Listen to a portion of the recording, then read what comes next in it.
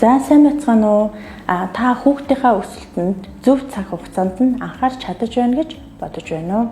За харамсалтай нь манай эмнэлэгт ирдэг дийлэнх тохиолдолд өсөлтөн зогссны дараа, бэлгийн боожлтын хөгжил нь дууссаны дараа өсөлт нь яг зогсож байгаа үе гэсэн тохиолдолд ханддаг. За энэ үедээ хандхаар бид нар танаа хүүхдийг өндөр олгох боломж илүү хомс байдаг гэсэн үг.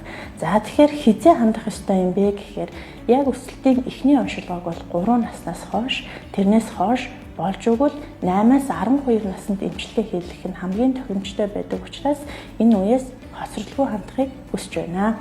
За тэрнээс гадна тодорхой наснуудтай эмчилгээ гэж байдаг.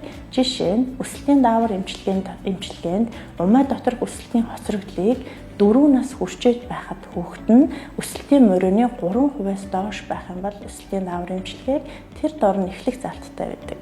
За өсөлтийн хоцрогдол байх юм бол онцлогдсон цагаас шинжилгээ өгсөн цагаас хойш шууд эмчилгээг эхлэх ёстой байдаг учраас нас заалгүйгээр хандах хэрэгтэй.